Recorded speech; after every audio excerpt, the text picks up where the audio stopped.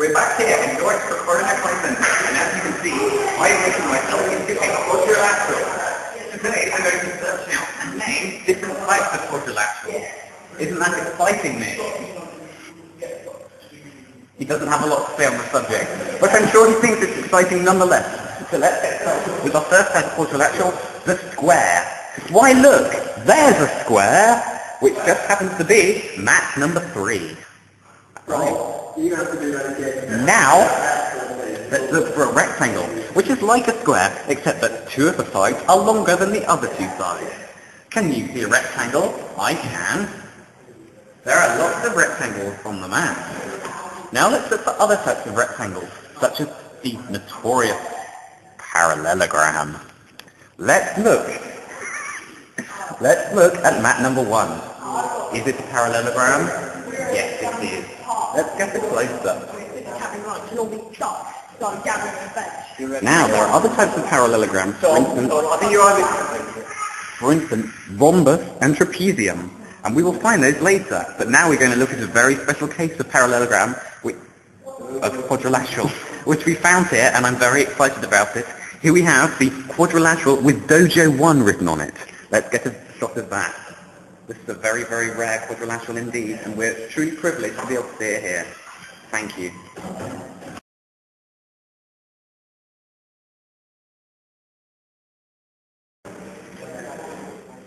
Here in Quadrilateral Centre, Norwich, we're very fortunate because we have an unusual circumstance here, which has led to the discovering of a new quadrilateral.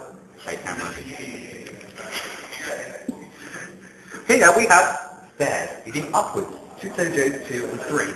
But we have to have this line, which looks vaguely rectangular, in fact lateral, which is legible even though the sign is going upwards.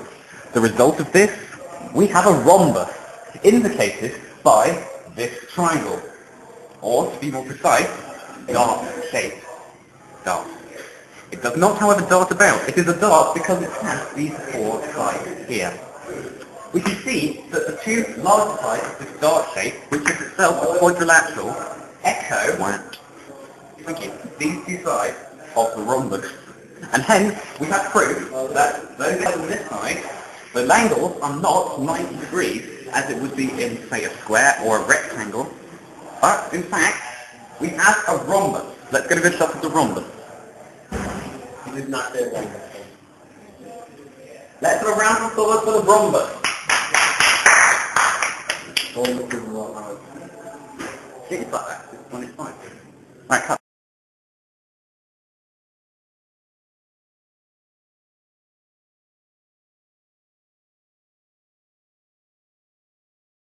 You haven't seen my face.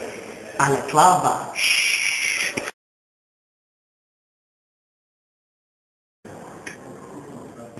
Hello!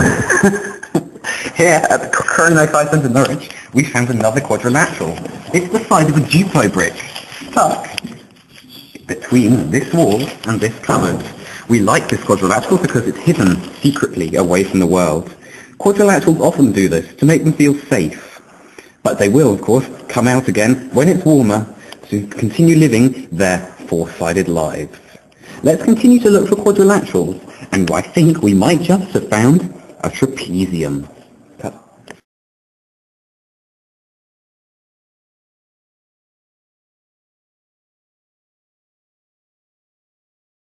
You were not able to see, and your eyes were...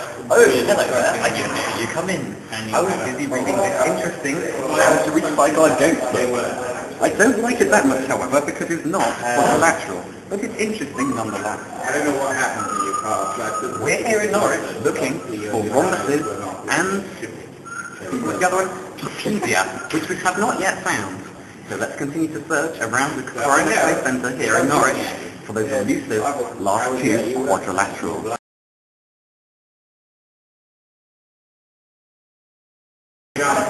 I'm here at the Quadrilateral Centre Norwich, and we've just found our last set of quadrilateral. Let's look at the trapezium. Can you see it? No, I thought not. I couldn't see it from her. But look, if I trace the size of this shape with my finger, you'll see what it is.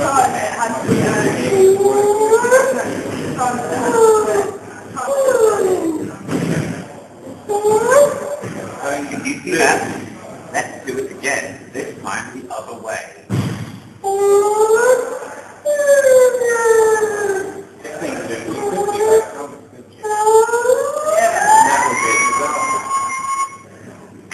So you see, here, in the shape of these... Get a life!